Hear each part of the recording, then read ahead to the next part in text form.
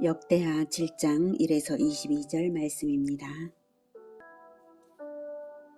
7장. 솔로몬이 기도를 마치매 불이 하늘에서부터 내려와서 그 번제물과 제물들을 사르고 여호와의 영광이 그 성전에 가득하니 여호와의 영광이 여호와의 전에 가득하므로 제사장들이 여호와의 전으로 능히 들어가지 못하였고 이스라엘 모든 자손은 불이 내리는 것과 여호와의 영광이 성전 위에 있는 것을 보고 돌을 깐 땅에 엎드려 경배하며 여호와께 감사하여 이르되 선하시도다. 그의 인자하심이 영원하도다. 하니라. 사랑하는 형제 여러분, 12월 10일 토요일 저녁 목상에 오신 것을 환영합니다. 6장에서는 새 성전의 언약궤를 안치한 후에 성전 봉헌 기념사 및 중보기도를 한 것을 보았습니다. 중보기도에 대한 하나님의 응답이 궁금한데요.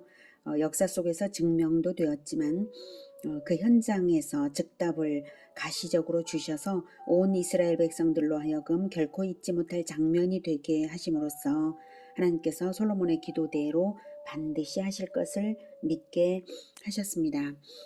1절 솔로몬이 기도를 마치매 불이 하늘에서부터 내려와서 그 번제물과 제물들을 사르고 여호와의 영광이 그 성전에 가득하니 여호와의 영광이 여호와의 전에 가득함으로 제사장들이 여호와의 전으로 능히 들어가지 못하였고, 네. 하나님의 응답은 번제물을 사르는 하늘의 불과 성전에 가득한 구름으로 나타내셨습니다. 하늘에서 불이 내려 제물을 사르는 것은 성막에서 역사 속에서도 여러 번 있었어요. 성막에서 아론이 첫 취임 제사를 올려드렸을 때 하늘에서 불이 내려왔다는 게 레위기 9장 24절에 나와 있고요.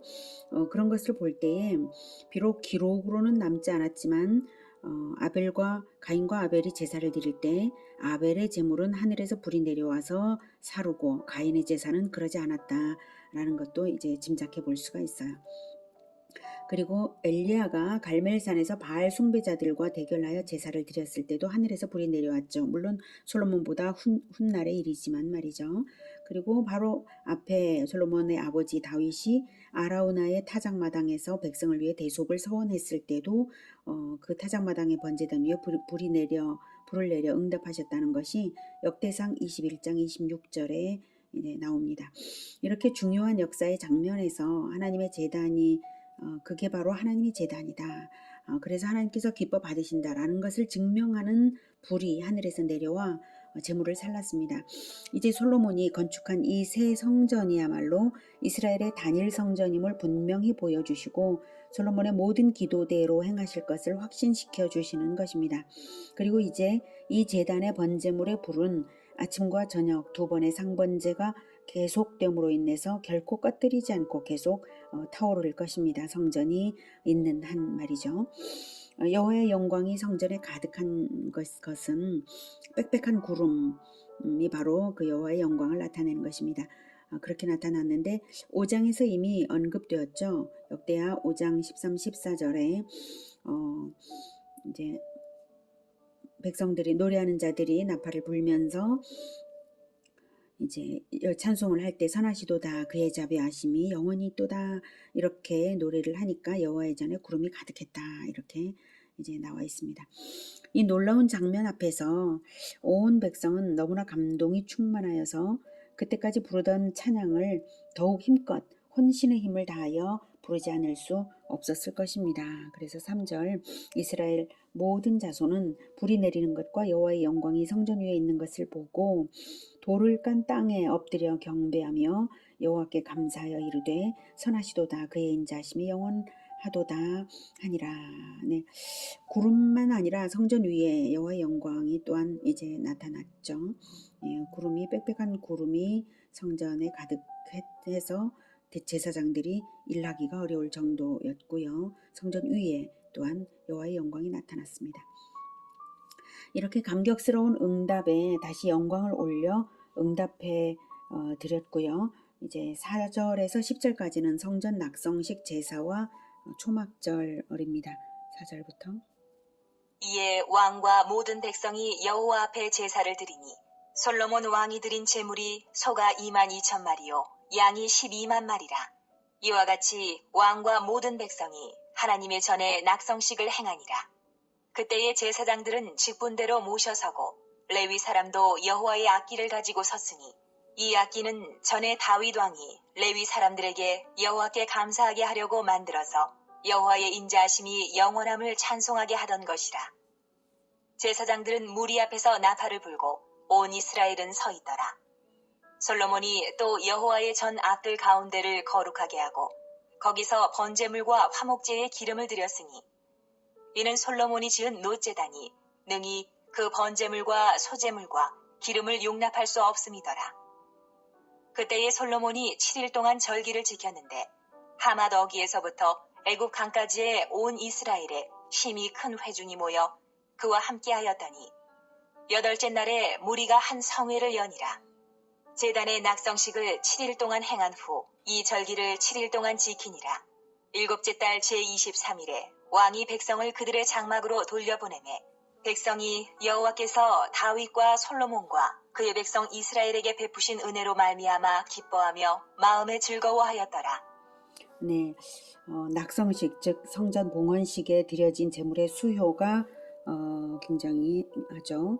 5절 보면 네, 솔로몬 왕이 드린 제물이 소가 22,000마리요 양이 12만 마리라. 이와 같이 왕과 모든 백성이 하나님의 전에 낙성식을 행하니라.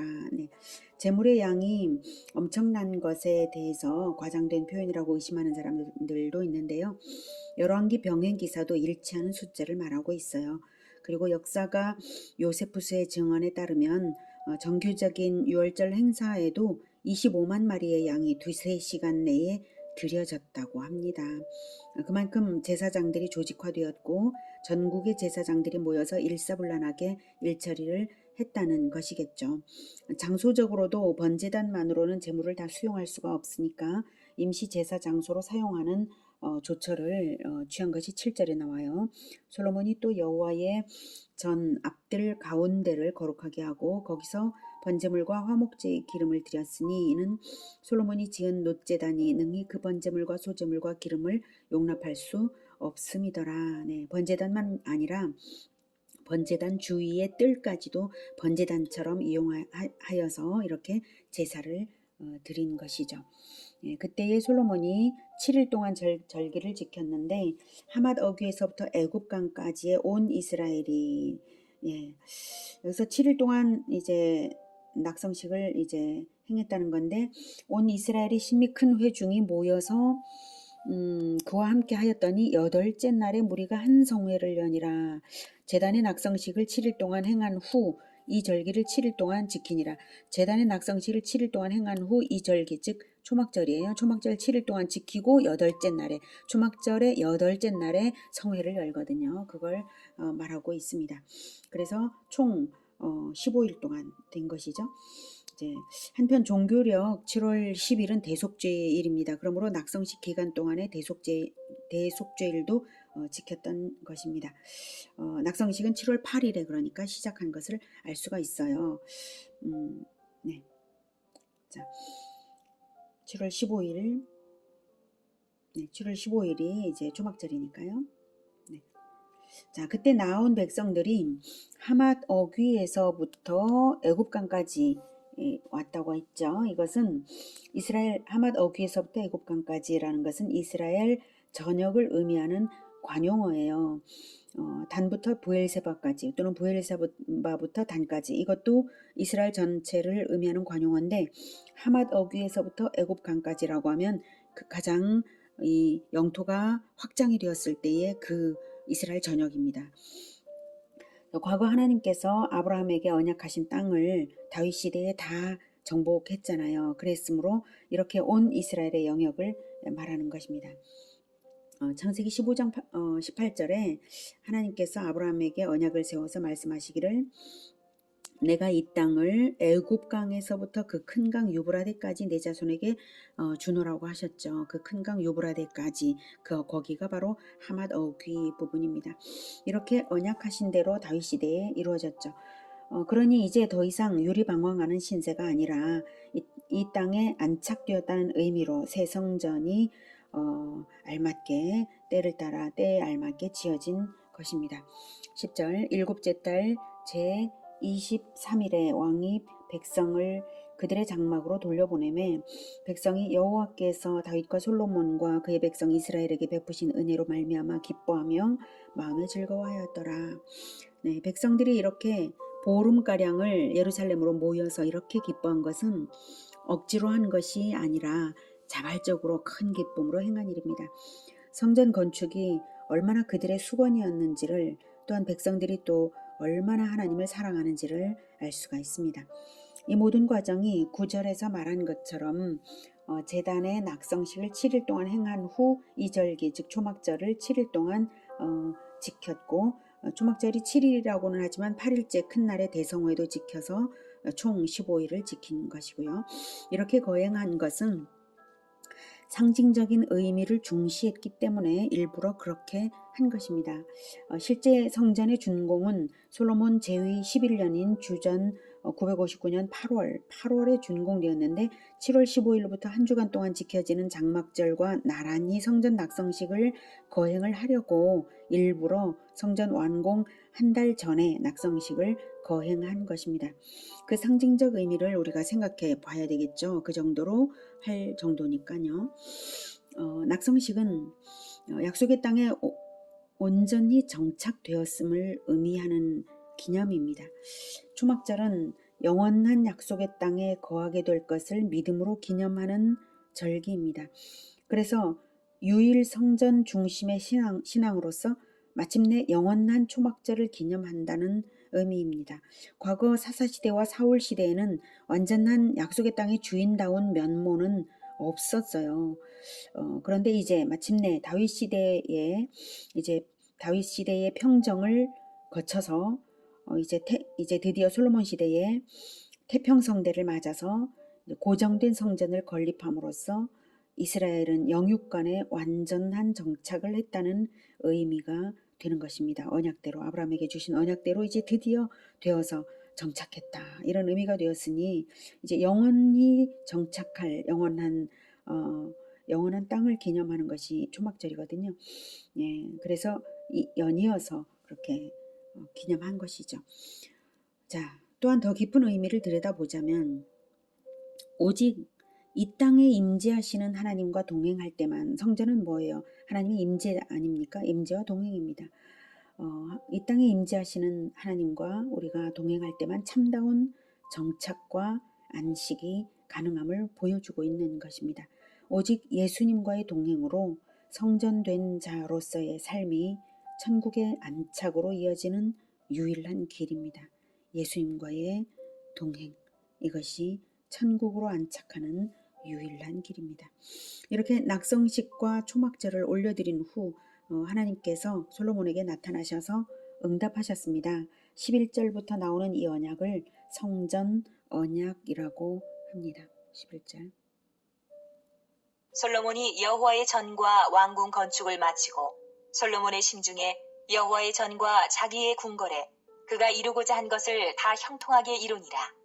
밤에 여호와께서 솔로몬에게 나타나사 그에게 이르시되 내가 이미 내 기도를 듣고 이곳을 택하여 내게 제사하는 성전을 삼았으니 혹 내가 하늘을 닫고 비를 내리지 아니하거나 혹 메뚜기들에게 토산을 먹게 하거나 혹 전염병이 내 백성 가운데에 유행하게 할 때에 내 이름으로 일컫는 내 백성이 그들의 악한 길에서 떠나 스스로 낮추고 기도하여 내 얼굴을 찾으면 내가 하늘에서 듣고 그들의 죄를 사하고 그들의 땅을 고칠지라. 이제 이곳에서 하는 기도에 내가 눈을 들고 귀를 기울이리니 이는 내가 이미 이 성전을 택하고 거룩하게 하여 내 이름을 여기에 영원히 있게 하였습니다. 내 눈과 내 마음이 항상 여기에 있으리라. 내가 만일 내 앞에서 행하기를 내 아버지 다윗이 행한 것과 같이 하여 내가 내게 명령한 모든 것을 행하여 내 율례와 법규를 지키면 내가 내 나라 왕위를 견고하게 하되 전에 내가 내 아버지 다윗과 언약하기를 이스라엘을 다스릴 자가 내게서 끊어지지 아니하리라 한 대로 하리라. 그러나 너희가 만일 돌아서서 내가 너희 앞에 둔 내 율례와 명령을 버리고 가서 다른 신들을 섬겨 그들을 경배하면 내가 너희에게 준 땅에서 그 뿌리를 뽑아내고 내 이름을 위하여 거룩하게 한 이 성전을 내 앞에서 버려 모든 민족 중에 속담거리와 이야깃거리가 되게 하리니 이 성전이 비록 높을지라도 그리로 지나가는 자마다 놀라 이르되 여호와께서 무슨 까닭으로 이 땅과 이 성전에 이같이 행하셨는고 하면 대답하기를 그들이 자기 조상들을 애굽 땅에서 인도하여 내신 자기 하나님 여호와를 버리고 다른 신들에게 붙잡혀서 그것들을 경배하여 섬김으로 여호와께서 이 모든 재앙을 그들에게 내리셨다 하리라. 하셨더라. 네, 12절에 밤에 나타나셨다. 밤에 여호와께서 솔로몬에게 나타나셔서 말씀하신 이때는 성전 봉헌식을 마친 날 밤이 아니라 11절에 말씀하신 것처럼 왕궁 건축을 마치고 난 후의 일이에요. 왕궁 건축은 성전 건축 이후에 13년 만에 준공을 했고요. 왕궁은 성전보다 훨씬 규모가 컸는데 동원된 인원은 적었고 인부들이 지쳤기 때문인지 더 오래 걸렸습니다. 이렇게 오래 걸린 후에야 하나님이 응답을 하시니까 기도를 잊어버리면 무엇에 대한 응답인지 본인도 모를 것도 같아요. 그러니 언약의 주체되는 지도자가 확고하게 바라보는 비전을 가지고 일관된 목표를 분명하게 가슴에 품고 나아갈 때, 또한 긴 호흡으로 하나님의 음성에 귀 기울일 때 비로소 알아들을 수가 있겠죠. 하나님께서 이처럼 늦게 나타나신 것은 아마도 성전 봉헌식 때 이미 불과 구름으로 응답을 나타내신 것이 있고요. 또한 이제 이때 솔로몬은 제위 24년 이후라서 최전성기를 누리는 솔로몬이 교만하거나 신앙적으로 나태해질 수도 있는 때여서 일부러 이때 나타나신 것으로 봅니다. 그에게 이르시되 내가 이미 내 기도를 듣고 이곳을 택하여 내게 제사하는 성전을 삼았으니 혹 내가 하늘을 닫고 비를 내리지 아니하거나 혹 메뚜기들에게 토산을 먹게 하거나 혹 전염병이 내 백성 가운데 유행하게 할 때에 내 이름으로 일컫는 내 백성이 그들의 악한 길에서 떠나 스스로 낮추고 기도하여 내 얼굴을 찾으면 내가 하늘에서 듣고 그들의 죄를 사하고 그들의 땅을 고칠지라. 네, 솔로몬이 기도한 대로죠. 솔로몬이 기도한 대로 간략하게 응답하시는 것이죠. 한마디로 회개하고 내 얼굴을 찾으면 하늘에서 듣고 죄를 사하고 땅을 고치겠다고 하십니다. 이때 하나님의 얼굴을 찾는다는 것은 모세가 하나님의 입술과 하나님의 얼굴을 대신하여 광채나는 얼굴을 수건으로 가리기까지라도 하면서 백성에게 하나님의 말씀을 전달해 주면서 교제를 했듯이 하나님의 대리자를 찾아서 말씀을 가르침 받으며 교제하는 것을 의미합니다. 하나님의 얼굴을 찾는다는 것은 회개는 해야겠는데 말씀을 도무지 배우지 않는다면 회개의 방법과 길을 알지 못하는 거예요. 그럼 회개의 열매가 없잖아요. 온전한 회개는 열매 없이는 온전한 회개라고 할 수 없죠. 말씀을 배우지 않으면 온전한 회개는 되지 않을 것이기 때문에 하나님의 얼굴을 찾으라는 것입니다. 하나님은 신구약 전 기간을 통해서 언제나 하나님의 대리자요 중보자인 사람들을 통해서 일하십니다. 그래서 제사장 세우셨고 제사장들이 역할을 안 하니까 선지자 세우셨고 그러셨던 것이죠.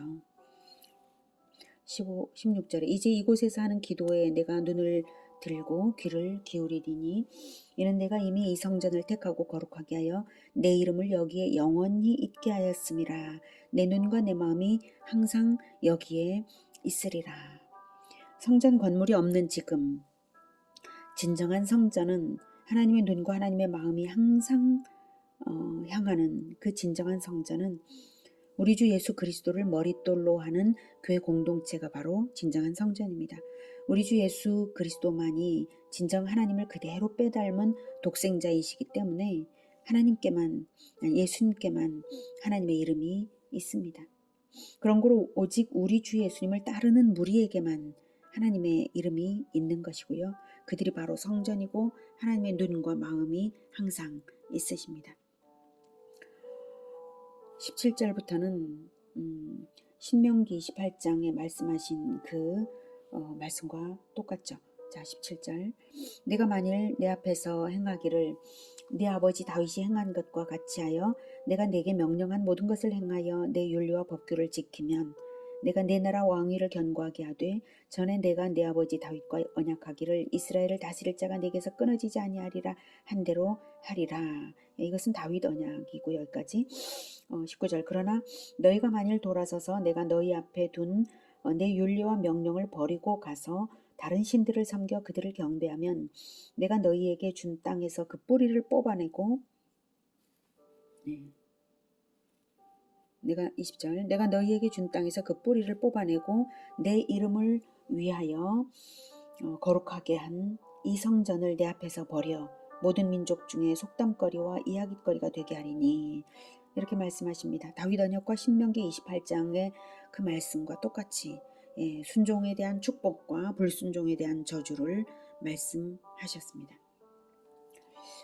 만약 어기면 어떻게 되는가를 21, 22절에서 말씀하십니다. 이 성전이 비록 높을지라도 그리로 지나가는 자마다 놀라 이르되 여호와께서 무슨 까닭으로 이 땅과 이 성전에 이같이 행하셨는고 하면 대답하기를 그들이 자기 조상들을 애굽 땅에서 인도하여 내신 자기 하나님 여호와를 버리고 다른 신들에게 붙잡혀서 그것들을 경배하여 섬김으로 여호와께서 이 모든 재앙을 그들에게 내리셨다 하리라 하셨더라. 네. 언약을 어기면 언약 이전으로 돌려놓으신다는 말씀이죠. 그 메시지를 이방인들에게서 듣게 될 것이라는 뜻입니다. 이스라엘 사람들이 그토록 멸시했던 이방인들에게서 듣게 될 것이다 라는 거죠. 얼마나 수치스럽게 될 것인지 느껴지는 부분입니다.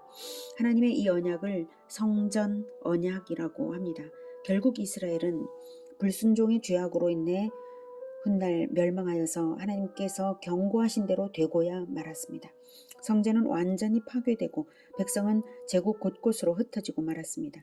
그러고서 70년 노예 생활을 지내고 나서야 회개하며 남은 자들만 하나님의 은혜로 다시 돌아올 수 있었던 것이 이스라엘의 역사입니다. 결국 눈에 보이는 건물 자체가 하나님의 축복을 이끌어내는 방편이 되는 것이 아니라 신령과 진정으로 하나님과 관계 맺으며 살아가야 하는 것입니다. 하나님의 얼굴을 찾고 하나님의 음성에 귀 기울이는 것, 하나님과 관계 맺는 것이죠. 하나님의 말씀, 하나님의 마음을 알아듣고 행하며 오늘은 성전 봉헌식과 초막절 15일간의 성대한 예배로서 대속주를 기념하며 하나님의 임재 속에 살아가기를 기념했던 이스라엘에게 하나님께서는 오직 율례와 명령에 대한 순종을 요구하셨습니다. 하나님의 말씀 성경을 배워 율례와 명령을 지켜 행할 줄 아는 것만이 살 길입니다. 그것만이 진정한 성전으로 살아가는 것입니다. 하나님의 말씀이 있어야 진정한 성전이 되는 것입니다.